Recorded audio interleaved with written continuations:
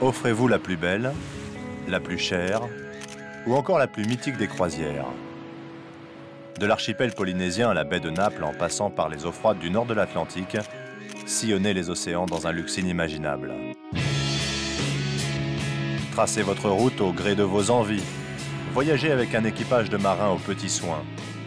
Pendant plus d'1 an, nous avons traqué les plus grands yachts de luxe de la planète. Montez à bord du dernier transatlantique. Prenez la barre de l'incroyable Faucon maltais. Ou encore laissez-vous bercer par Mirabelle A5, le plus grand sloop du monde.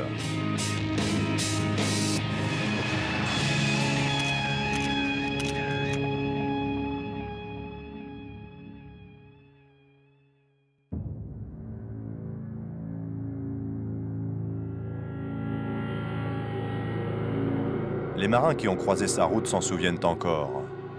C'est un bateau fantôme qui navigue loin des regards indiscrets.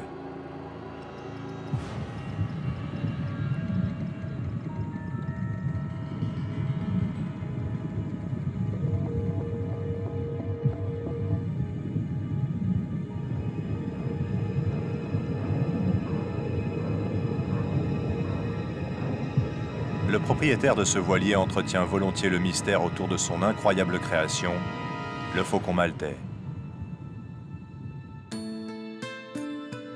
La poursuite de ce voilier commence dans le sud de l'Angleterre, dans ce petit cottage. C'est ici que travaille l'un des designers les plus prestigieux dans le monde du super-yachting. Ken Freivalk ne compte plus les trophées et les récompenses pour les dessins issus de son imagination. Dans ce studio, perdu dans la campagne anglaise, on réalise les coques et les intérieurs des prochains jouets des milliardaires.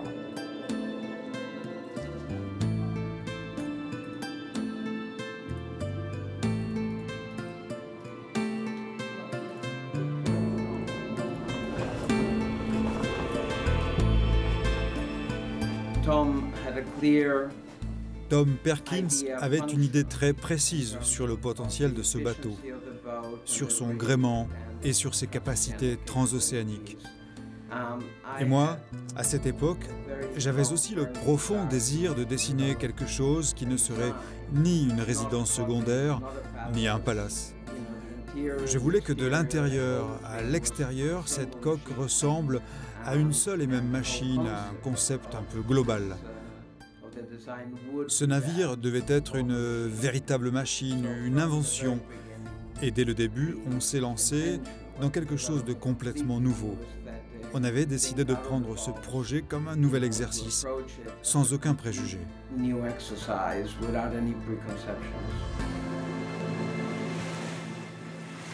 Après ce rendez-vous, nous étions donc prévenus. Très rares étaient ceux qui avaient la chance de poser le pied sur le Faucon maltais. Nous étions loin, très loin d'être au bout de nos surprises. Des côtes italiennes aux Canaries, des Caraïbes à l'archipel des Galapagos, impossible de monter à bord, pour des raisons obscures à chaque fois.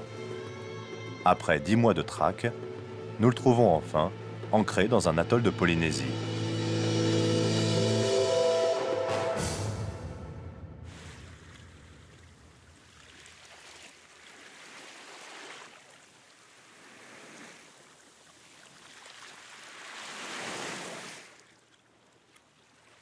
Dans quelques minutes, nous allons donc embarquer à bord de ce monstre de technologie.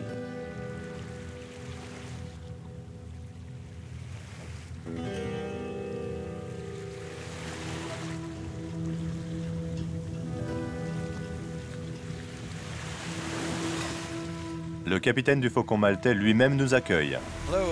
Salut, comment ça va? Alors, vous êtes prêts à découvrir le Faucon maltais? Très bien, très bien. Bienvenue à bord.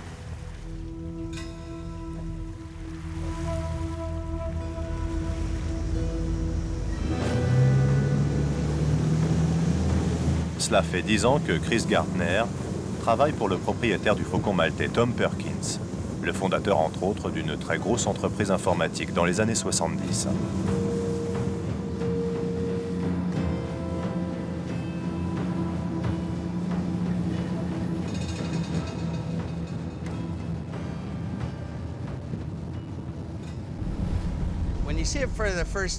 Quand on le voit pour la première fois, On se demande vraiment si c'est un bateau ou une sorte de soucoupe volante, un ovni. Est-ce que cette chose est de notre monde? C'est un navire si différent des autres. Il est à la pointe de la technologie. Les gens ne savent pas trop quoi dire en fait. Ils ne peuvent que le regarder et en général, ils ne croient pas ce qu'ils voient.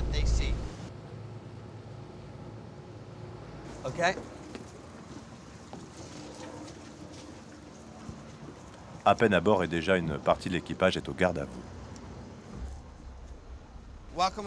Bienvenue à bord du Faucon Maltais. Attention à la marche. Voici Tommy, notre officier en second. Il va vous montrer comment on navigue. Larim, notre Français du bord. C'est le Bosco. Il connaît très bien ce bateau, ça fait longtemps qu'il est avec nous. Il travaille pour notre patron depuis combien de temps? 8 ans. Et en plus, il parle très bien l'anglais. So there we go.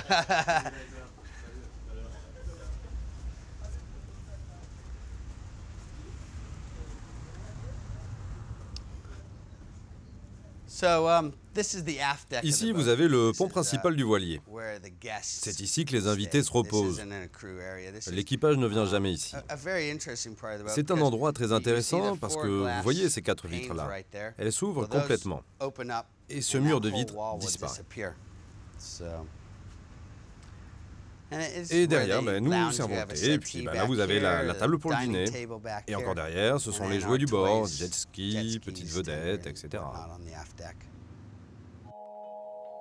Quittons un instant les eaux chaudes du Pacifique pour les côtes anglaises. Direction, le port de Southampton. Oubliez la banalité des croisières low cost. Adieu les gros navires de pacotille. Cette fois, vous embarquez sur un paquebot, un vrai, un transatlantique. Le dernier en activité. Larguez les amarres pour un voyage légendaire. 7 jours de traversée, sans escale. 7 jours pour rejoindre le port de New York.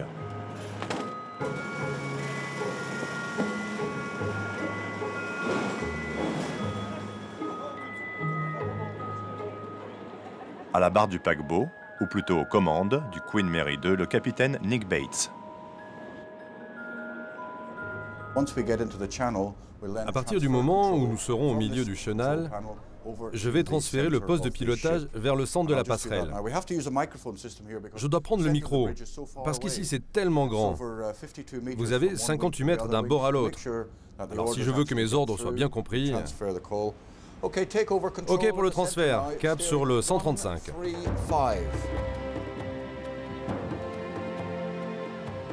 345 mètres de long, 72 mètres de hauteur, soit l'équivalent de 23 étages. Le Queen Mary n'est pas un bateau comme les autres. Sorti des chantiers de l'Atlantique en 2004, il peut filer à plus de 25 nœuds par n'importe quelle condition météo.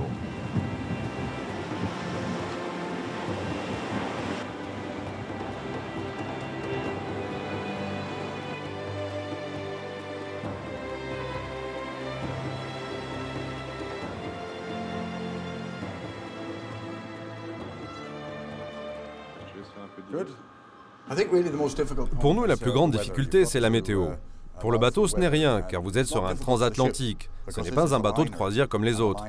Le Queen Mary a été conçu pour affronter l'océan Nord-Atlantique. Ici, nous savons tous que ce bateau peut tenir par n'importe quel temps. Mais les passagers, eux, ne se sentent pas très bien quand ça bouge. Notre mission, c'est de faire en sorte que leur voyage se passe le mieux possible, qu'il soit mémorable dans le bon sens du terme, lorsque nous allons vers New York ou que nous en revenons.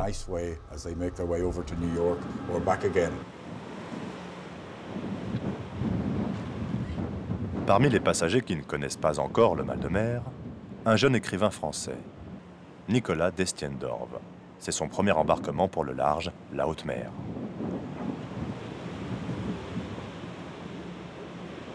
On découvre ce que c'est que le vrai rapport aux éléments. C'est-à-dire que d'habitude, traverser l'Atlantique, c'est 7 heures, c'est un écran dans un avion où on voit un petit avion qui se balade au-dessus de l'Atlantique et qui fait la traversée en 7 heures. Là, on a quoi, 5 jours? On traverse l'Atlantique à 50 km/h à peu près, la vitesse d'un Solex. Donc là, on est vraiment dans les rapports avec les éléments. Et voilà, en fait, c'est la manière la plus naturelle de traverser l'Atlantique. L'avion, c'est antinaturel. Là, on est totalement en contact avec avec la matière, donc c'est fascinant. J'ai envie de me laisser plonger dans l'océan, si je puis dire, de me laisser aller complètement au rythme du vent, au rythme de la mer, au rythme du bateau. C'est une expérience unique, c'est pas donné à tout le monde. Et à une époque, les gens pour traverser l'Atlantique, ils étaient obligés de faire ça. Donc c'est une forme de luxe en même temps. Je te dis, c'est le rapport le plus logique qu'on puisse avoir avec les éléments. Donc j'attends rien de particulier. Je veux juste aller au rythme des choses. Et c'est tellement rare d'aller au rythme des choses. C'est-à-dire effectivement de traverser, de voir la matière telle qu'elle de près.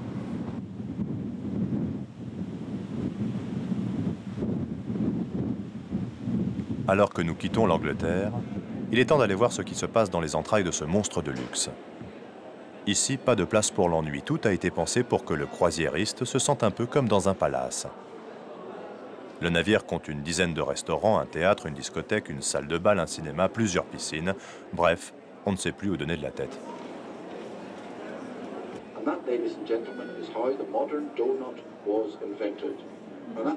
Dans sa petite cabine, Nicolas Destiendorf vient de découvrir les us et coutumes du bord. Le soir, ça rigole pas, il faut être en tenue, pour certains soirs en tenue de ville, certains soirs carrément en tenue de soirée, c'est-à-dire soit smoking, donc cravate noire, smoking, le satin, soit juste costume sombre, tenue plutôt noir et blanc, à l'ancienne, quoi, effectivement. C'est comme les gens qui vont à l'opéra le soir, ils se mettent en costume. Ici, on va dîner, on reste 2 heures en tenue de ville, mais on joue le jeu jusqu'au bout, parce que ça fait partie du protocole, et si les gens vont dans un bateau de cunard, j'ai l'impression c'est aussi pour participer à ces simulacres-là, mais qui sont amusants et qui font partie du jeu.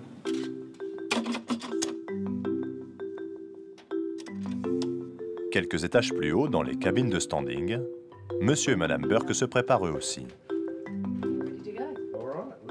Ce couple d'Australiens très amoureux s'est offert la moitié d'un tour du monde sur le Queen Mary 2.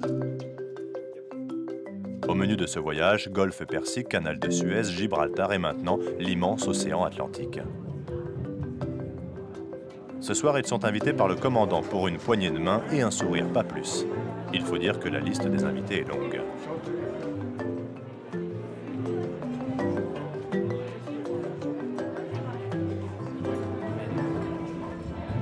Si vous avez de la chance, vous verrez peut-être un Écossais se promener avec un kilt, parce que c'est sa manière traditionnelle de s'habiller, à la place du smoking pour la soirée du commandant. Ce genre de croisière me fait penser aux vieux films noir et blanc où l'on voit Fred Astaire, ou la famille royale partant en croisière, la reine et le prince Philippe très bien habillés. On a vraiment l'impression d'être dans un film des années 50, de ceux du genre avec Fred Astaire et Ginger Rogers. Vous savez, c'est vraiment une soirée très spéciale.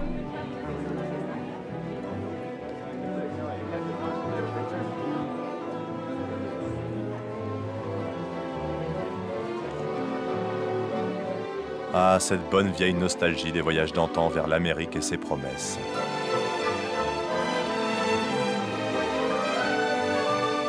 Des traversées pas forcément très glamour pour tout le monde, surtout pour les migrants peu fortunés entassés dans les cales.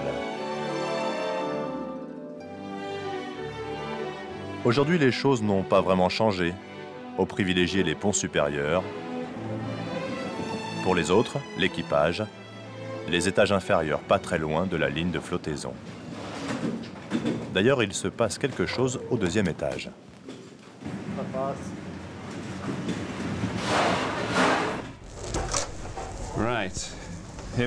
Bienvenue dans le centre médical du bateau.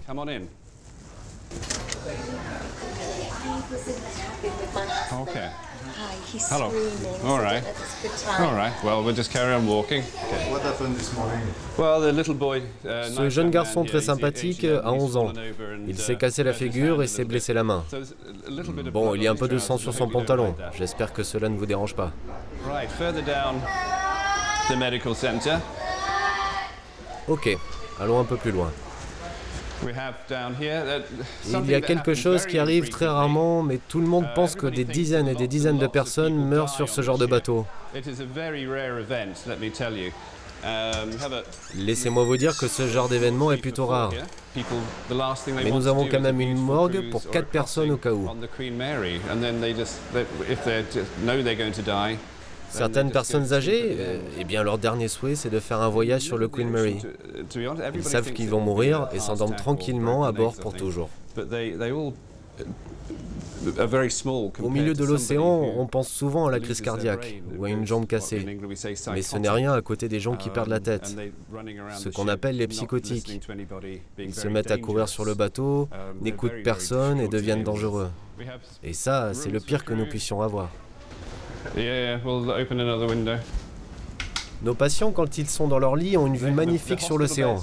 Et je vous parle pas de la nourriture. S'ils veulent du caviar, du homard ou bien du filet mignon, tout arrive directement des restaurants. C'est sans doute le meilleur service de restauration hospitalier du monde.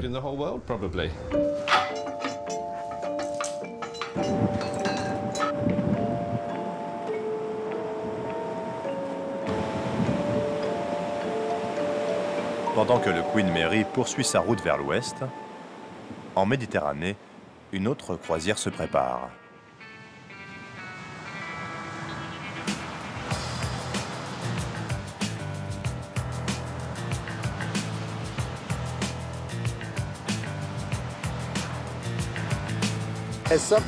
Les gens pensent que j'ai un peu exagéré cette fois-ci, mais depuis que je suis gamin, les seuls bateaux sur lesquels j'ai navigué étaient des sloops, des bateaux avec un seul mât. J'ai toujours adoré les sloops. Tous les voiliers que j'ai construits, Mirabella, Mirabella 3 et Mirabella 5, sont tous des sloops. Alors bien sûr, pour que ce voilier soit aussi grand, il fallait que le mât soit très haut. Même le cuistot du plus grand et plus luxueux voilier du monde fait parfois ses courses au supermarché du coin.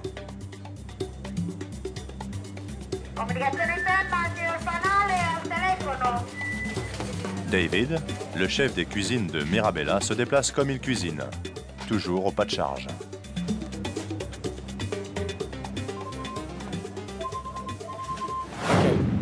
Très bien, parfait.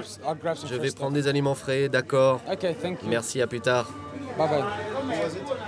C'était Sarah, l'hôtesse du Mirabella. Elle me dit que Monsieur Vittoria va prendre son déjeuner à bord. Alors maintenant, il va falloir que je trouve 2 ou 3 choses à grignoter parce qu'il va déjeuner dans 3 heures.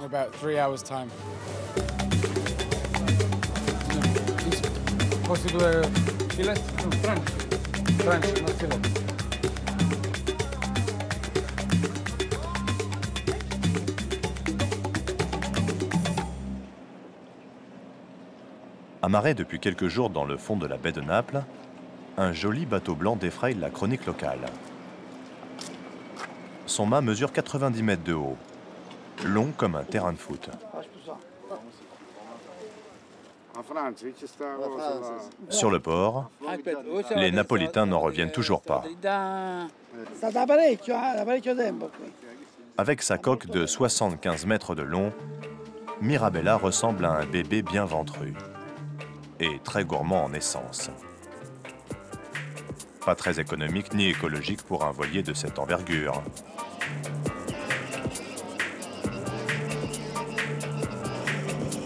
Il faut, tenez-vous bien, plus de 30 000 litres de fioul pour remplir ces immenses réservoirs. On est en train de mettre les 2 tiers du plein d'essence, histoire que nous puissions aller jusqu'en Sicile, puis en France jusqu'au chantier naval. C'est donc la première fois que nous faisons le plein d'essence avant que le bateau parte vers la Côte d'Azur. Nous tiendrons environ 1 mois avant le prochain plein. D'ici là, nous aurons le temps de faire des ronds dans l'eau.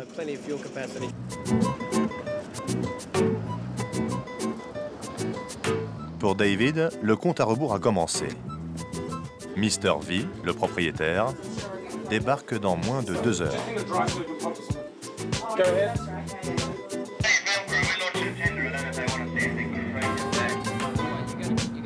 Le capitaine du bateau, un Australien, n'est pas peu fier d'avoir entre les mains un bijou de 60 millions de dollars. En général, il navigue très prudemment, précisons, souvent au moteur.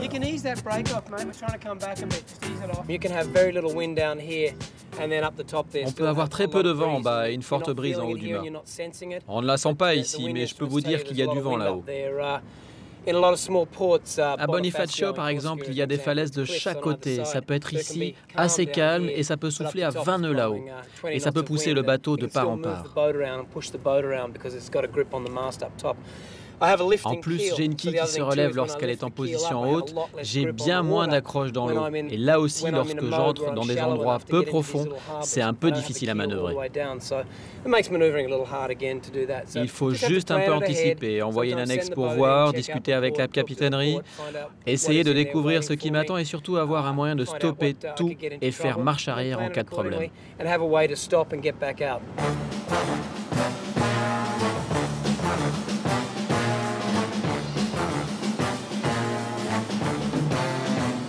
Alors que l'équipage du Mirabella 5 prépare activement l'arrivée de ses propriétaires, nous retournons à Bora Bora, où le Faucon maltais s'apprête à lever l'ancre.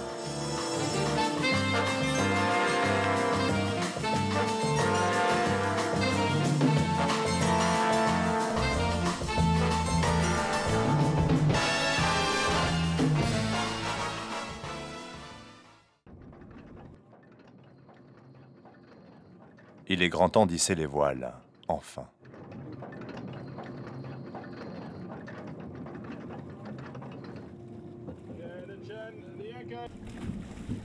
Peu d'efforts sont nécessaires, puisqu'une simple pression du doigt suffit.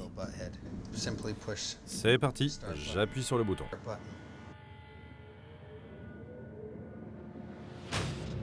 Une mâture immense domine une coque de 85 mètres de long.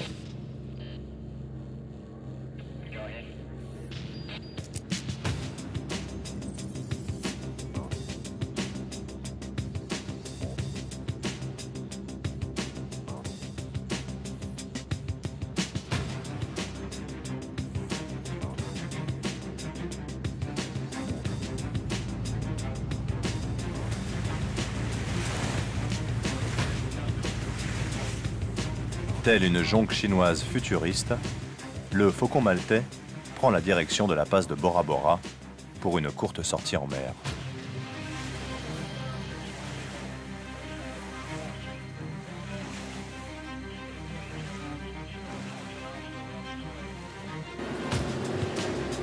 La moindre brise qui s'engouffre dans les voiles suffit à propulser ce navire estimé à plus de 100 millions de dollars.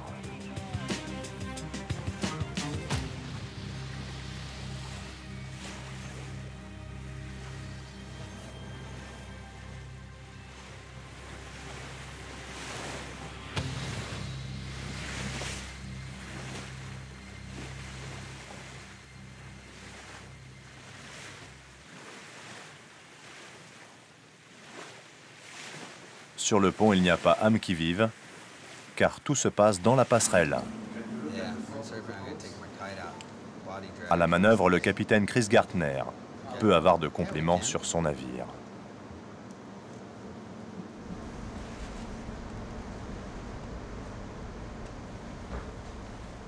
C'est le seul système de ce genre dans le monde.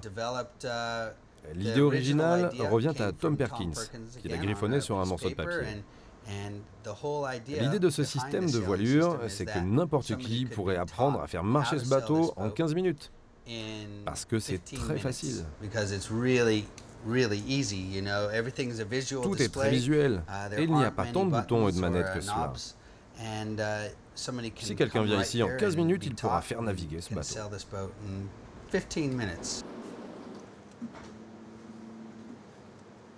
Tout semble si simple, si évident.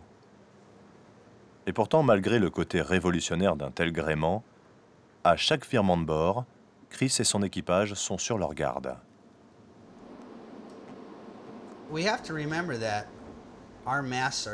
Nous devons toujours nous rappeler que nos mâts n'ont pas de haubans.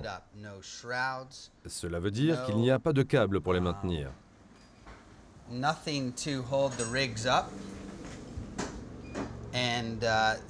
Alors il faut sans cesse vérifier la manière dont le vent appuie sur les mâts. Savoir s'il faut rentrer les voiles ou faire tourner les mâts pour diminuer la force du vent.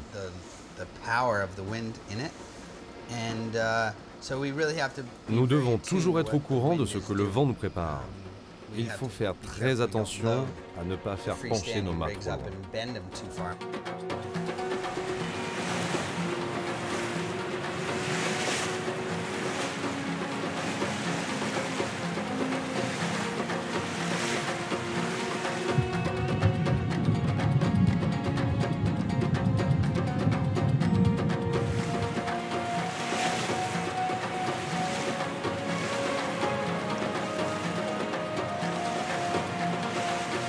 Après quelques virements de bord en pleine mer, nous allons découvrir enfin ce qui se passe dans le ventre de cette machine infernale.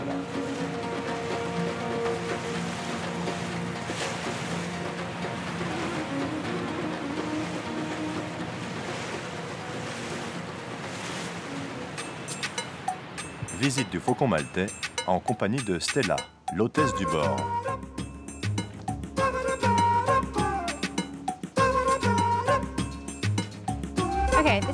Voici le salon principal. C'est ici que les invités regardent la télé, s'assoient autour du bar pour un cocktail. C'est dans cette pièce qu'ils se reposent.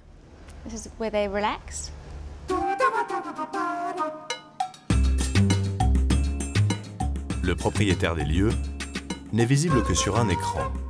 Tom Perkins, l'une des plus grandes fortunes américaines, semble passionné par la plongée, les œuvres d'art en tout genre et les romans. Et là, ce sont les 2 livres de Tom. Un livre à propos de sa vie et l'autre s'intitule « Le sexe et le milliardaire célibataire ». C'est une histoire qui lui est arrivée. Un jour, il a reçu une lettre d'une émission de télé et le producteur voulait qu'il soit la célébrité du spectacle. Il devait sortir avec des femmes et ensuite il devait en choisir une pour l'épouser. Quelque chose comme ça. Mais je vous rassure, ce n'est pas du tout le style de Tom. Alors, il a refusé ce programme, mais il a écrit un livre dessus. C'est très facile à lire.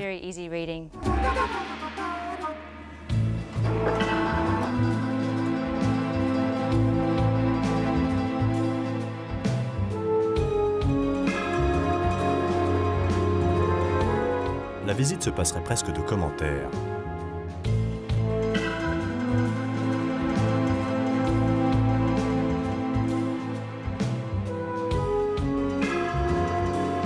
Le navire est truffé d'œuvres d'art, de tableaux en tout genre. Et puis au détour d'un couloir, juste là, nous avons le Faucon, inspiré par l'oiseau noir du célèbre roman de 1959.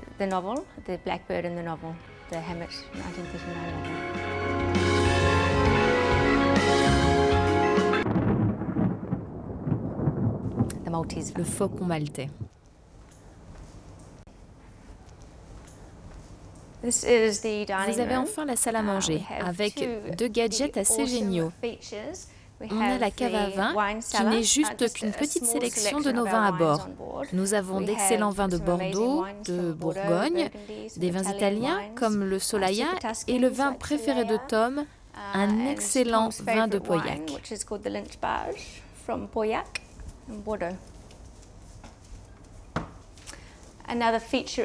Et un autre gadget très James Bond. C'est un puits de lumière qui s'ouvre au-dessus de la table.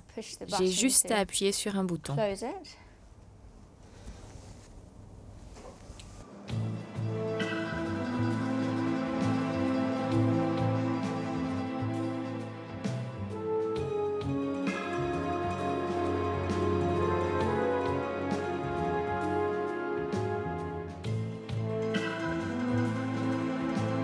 après cette visite guidée du Faucon maltais, digne d'un film de science-fiction, retrouvons donc nos passagers du Queen Mary, au beau milieu de l'Atlantique.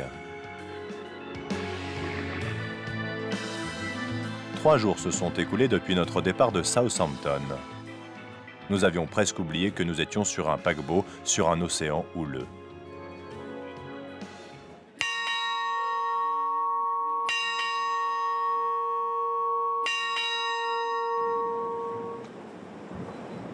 Il est midi. Le temps sur l'Atlantique s'est dégradé. Les prévisions météorologiques annoncent une forte houle.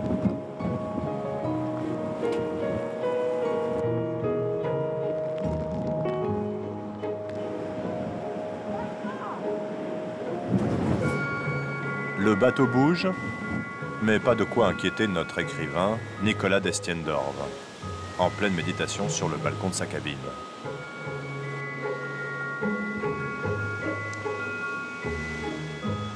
Quant à notre couple d'Australiens, la météo est le cadet de leurs soucis. C'est l'inverse de nos habitudes. En général, là où nous vivons, dans la région du Queensland, il fait très chaud et on utilise de l'eau froide pour sa douche. Ici, le climat est très froid, mais le jacuzzi est merveilleux. C'est le genre de choses que vous devez faire au moins une fois dans votre vie. Vous devez faire une grande croisière. Nous avons commencé notre voyage à Dubaï et nous finirons à New York. Mais on y a tellement pris goût qu'on a déjà réservé notre croisière. On devrait s'arrêter là, mais on a tellement adoré qu'on va recommencer.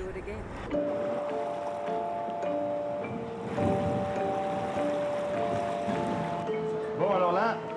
5 étages plus bas, dans d'autres vapeurs. Faut pas oublier, ici on cuisine pour 2 services. Hein. On est bien sûr dans la plus grande cuisine du Queen Mary 2. On a 8 cuisines, ça c'est la plus grande. Ici, on fait à peu près 2000 couverts par soirée en 2 services. Jean-Marie Zimmermann est le chef français du Queen Mary. Cet Alsacien d'origine n'avait jamais mis les pieds sur un bateau auparavant. Aujourd'hui, c'est lui qui invente les menus de tous les restaurants du bord.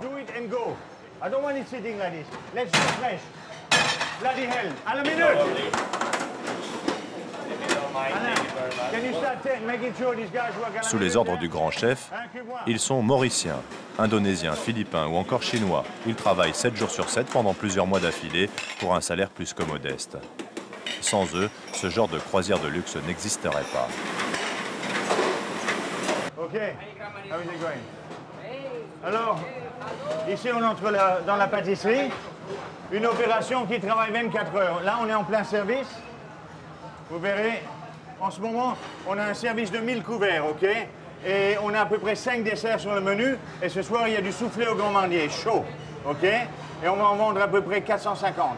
Alors, vous avez déjà vu un restaurant qui fait 450 soufflés à la minute? Hein? Allez, on va voir. Regardez ça un peu. Ils sont pas fantastiques, mes soufflés Grand Marnier? Hein? Allez. Ici, regardez un peu les décorations pour Pâques. Là, vous avez mon chef de Parsi, chef pâtissier. Il est indonésien, ok, Herdy, ok. Il me fait des décorations au chocolat. Regardez un peu ça. Il ne faut pas oublier qu'il faut vraiment trouver le produit hein, qui marche très bien. Je ne parle pas du chocolat, mais en général, les viandes et tout ça. Imaginez-vous, quand j'achète du contrefilet, j'achète à peu près par année, j'achète 300 tonnes de contrefilet. Vous imaginez un peu?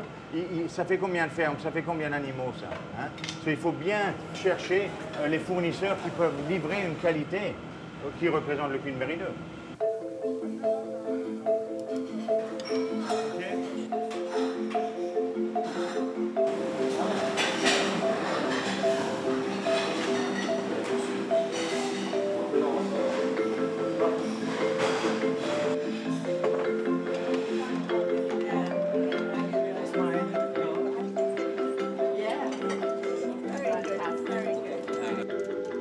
Côté passager, Nicolas Destiendorf va enfin trouver l'inspiration. La mer, un paquebot, la solitude toute relative. Chaque jour, il tient son carnet de bord.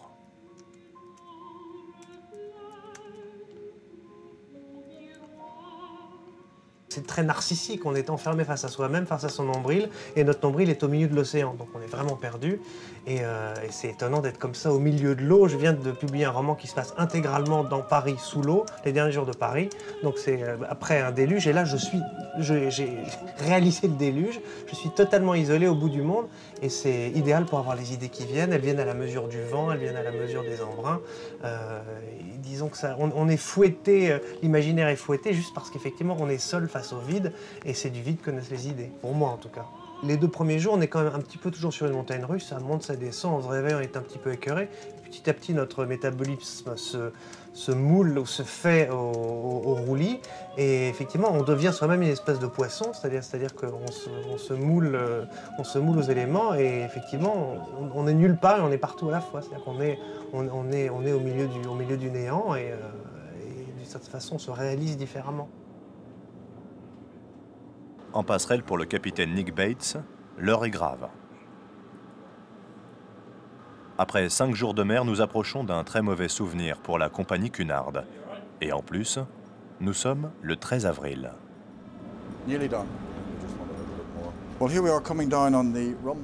Sur cette carte, voici notre trajet vers New York.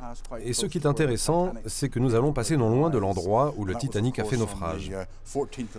C'était le 14 avril 1912, le jour où le navire a rencontré un iceberg. Nous sommes bien sûr un peu plus au sud, mais en réalité, le commandant du Titanic n'a pas eu de chance, parce que son bateau se trouvait bien au sud de la limite des glaces de l'époque. Mais aujourd'hui, avec les instruments de navigation modernes, nous avons de plus amples et plus précises informations sur les champs de glace. Nous n'aurons aucun problème dans cette partie du voyage. Pour beaucoup de gens, c'est un moment chargé d'émotions lorsque nous passons près de l'endroit où le plus célèbre des navires, hormis le Queen Mary, a fait naufrage.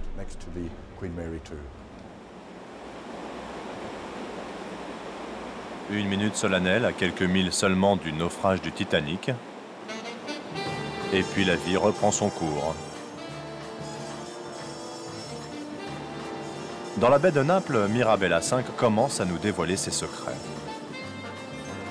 Sa coque peut contenir 2 bus londoniens, mais son dernier gadget, c'est un petit bateau rapide caché dans son ventre.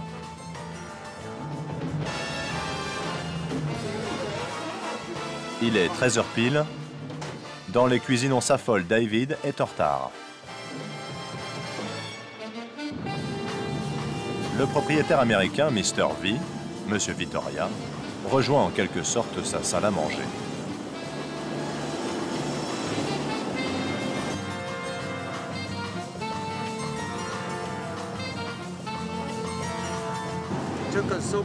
Cela nous a pris tant d'années pour le construire qu'à chaque fois que je le vois, je constate qu'il est devenu exactement ce que nous souhaitions.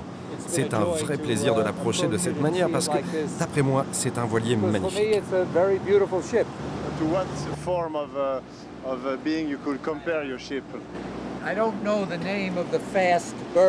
Je ne connais pas le nom des oiseaux rapides, mais un oiseau qui pourrait voler très vite serait la meilleure des métaphores. Bien alors un jaguar.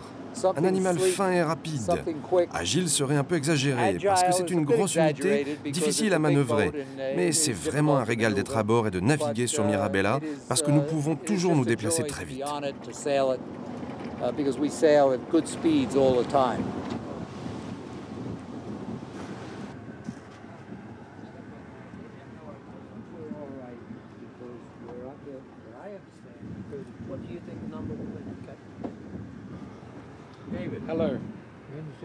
Enfant déjà, Joe Vittoria est un marin avisé.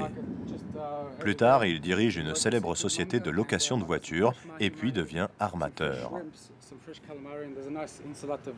Et il faut dire qu'en matière de construction de voiliers, Mr. V, vous l'aurez compris, a toujours parié sur la démesure.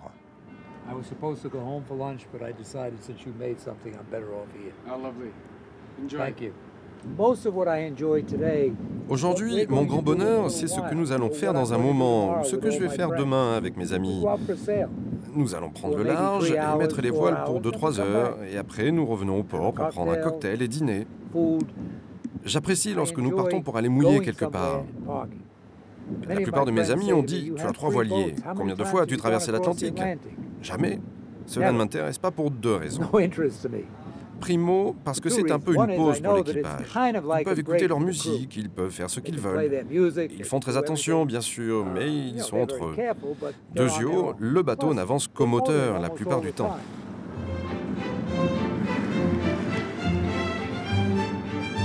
Encore un peu de patience avant de mettre les voiles et prendre le large en direction des îles de Capri. Car Madame Vittoria est en vue. Elle souhaite inspecter la décoration et les intérieurs du bateau avant la prochaine location du Mirabella. C'est elle qui assure toute la gestion de cette petite entreprise flottante.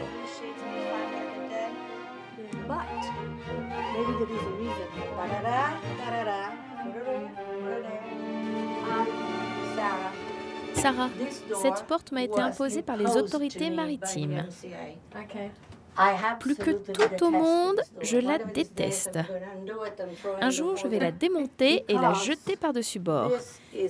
Parce qu'ici, il y a un magnifique meuble que j'ai dégoté à Londres. C'est une très jolie commode. Et j'aime la voir. Alors, gardez-moi cette maudite porte fermée afin que je puisse l'admirer. Ce sera un cadeau parfait pour moi. Si c'est unique d'un point de vue extérieur, il faut que cela le soit aussi à l'intérieur. J'ai insisté auprès de mon mari pour que notre bateau ressemble à notre maison. Comme notre maison de Palm Beach, de Greenwich ou de New York, tout doit ressembler à ma maison. Was it a personal choice also to have a sailing boat? Because usually we say that ladies prefer engines and so on. No. For the graceful, for the glamour of the... Écoutez-moi, je suis née là-bas, dans une des maisons que l'on peut apercevoir. J'ai vécu toute ma vie au bord de l'eau. Mes frères et mon père étaient tous de grands marins. J'ai vécu toute ma vie sur un voilier. Je hais les moteurs, je hais le bruit, je déteste la fumée. Oui, bien sûr, ils sont confortables parce qu'ils vont vite. Mais je peux vous dire qu'avec ce voilier, on est aussi rapide que n'importe quel autre yacht à moteur, à part que nous n'avons pas le bruit et nous avons cette allure tranquille.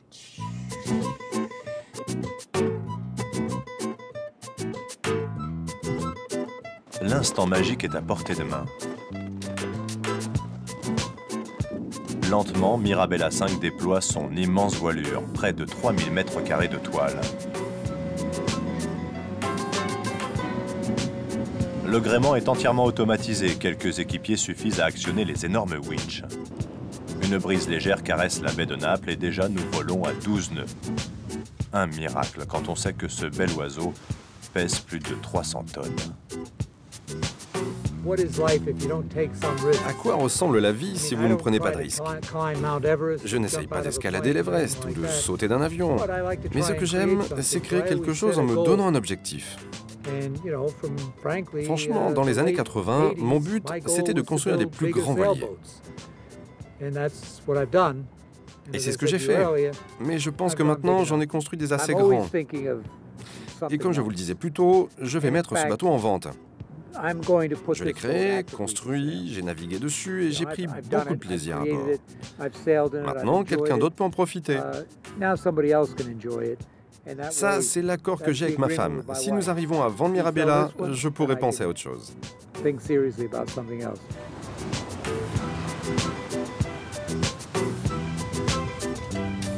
Appel à tous, appel à tous. Marins de tout pays, unissez vos économies. Mirabella 5 est à vendre. 70 millions de dollars et des poussières.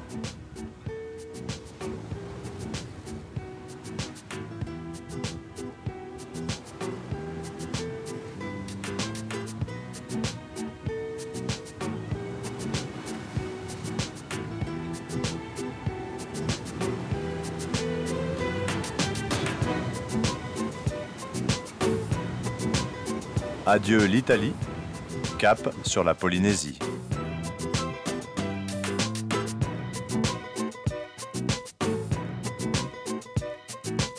Après 3 heures de navigation, nous entrons à nouveau dans l'atoll de Bora Bora en surfant sur la houle.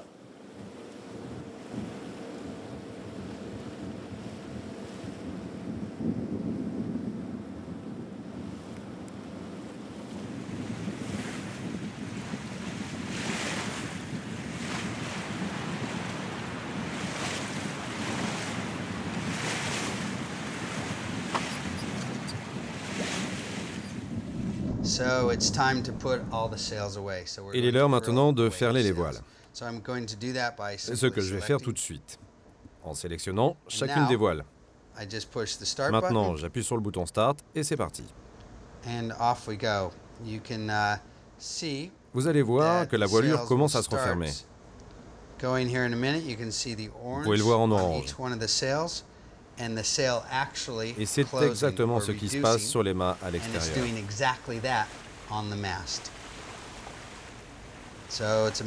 Cela prend 1 minute et 10 secondes pour que chaque voile se replie à l'intérieur des mâts.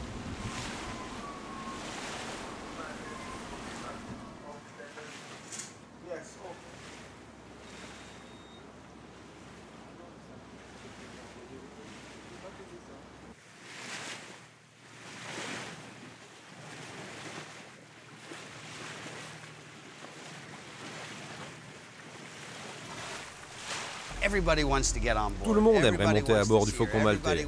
Tout le monde veut le voir, connaître quelque chose de ce voilier. Où que nous allions, quel que soit le port où nous entrons, les gens nous disent que c'est le bateau le plus incroyable, le plus beau, le plus intéressant qu'ils n'aient jamais vu. Et puis, il y en a certains qui ne l'aiment pas parce qu'ils sont trop attachés à la tradition. En tout cas, tout le monde est très impressionné. C'est vraiment une belle machine. Ok tout le monde. Merci beaucoup pour cette sortie. À la vôtre. À la vôtre, Thalassa, à la télévision française. Et au Faucon maltais et son équipage. Et santé. Et santé, comme vous dites si bien, vous les Français. Après avoir enfin levé le voile sur une partie de ses secrets, nous quittons le Faucon maltais. Vous faites désormais partie de ceux qui savent ce qui se cache sous ses grandes ailes. D'ici quelques jours, son équipage rejoindra une destination secrète, un lieu connu uniquement du capitaine et de son propriétaire américain.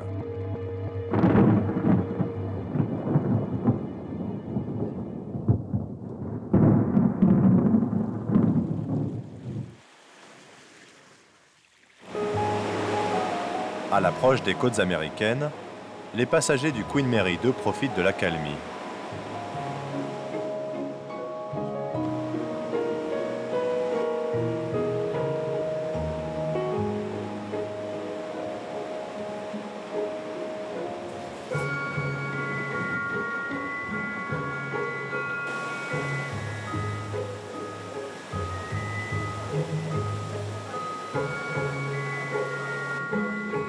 Dans les cales du grand paquebot, pas de répit pour l'équipage. Nous sommes à quelques heures de New York.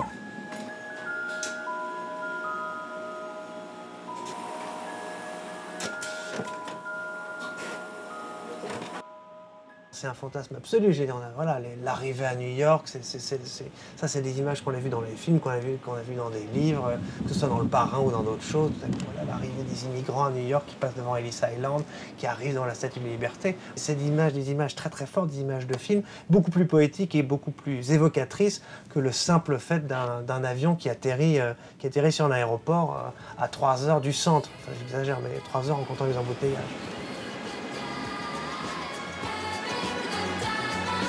Depuis quelques heures, une certaine excitation est palpable sur le bateau. Le dénouement de la grande traversée est proche. Nous glissons lentement sur la rivière Hudson. Les lueurs de la presqu'île de Manhattan sont en vue.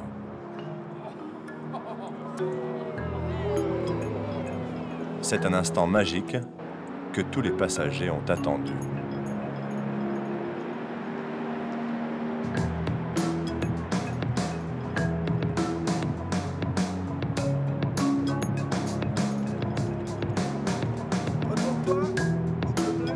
On réveille ça, tout le monde se précipite sous la douche, chacun s'habille bien chaudement parce qu'il fait froid.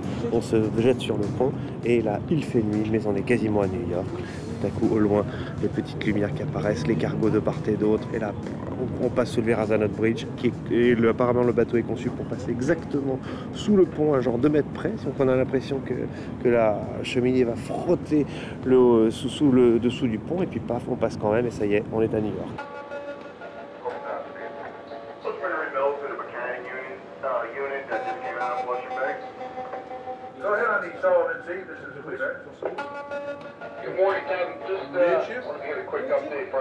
Pour Raelyn et son mari, notre couple d'Australiens, c'est aussi la fin d'un long voyage qui restera ancré à jamais dans leurs esprits.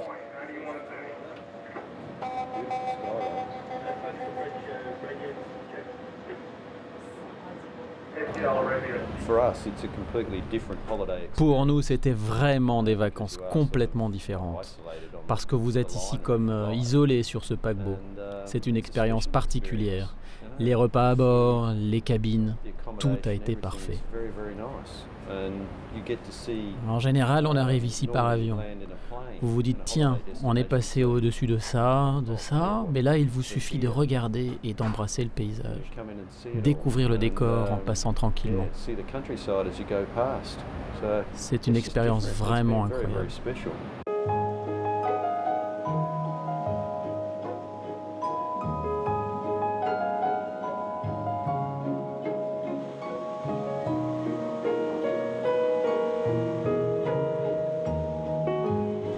Je crois qu'il ne faut pas oublier que nous sommes sur le paquebot le plus prestigieux du monde. Pour moi, c'est le point culminant de ma carrière. Le fait d'être autorisé à commander ce superbe bateau. Je n'oublierai jamais le jour où j'ai mis pour la première fois le pied sur le navire. Ma poitrine avait pris 30 cm de plus tellement j'étais fier. Fier d'être à bord, de me promener, de parler avec les passagers et les membres d'équipage. Très important l'équipage. Nous ne devons jamais oublier qu'il joue un rôle vital pour la bonne marche du navire.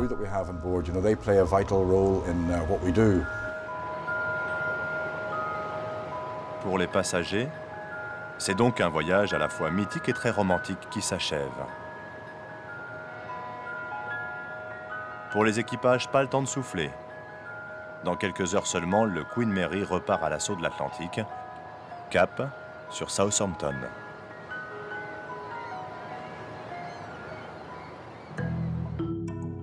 Pendant cette épopée maritime, nous aurons fait l'expérience d'une navigation incroyable sur les plus beaux et les plus grands bateaux de la planète. Avec ce sentiment d'être seul au monde, au milieu de la mer.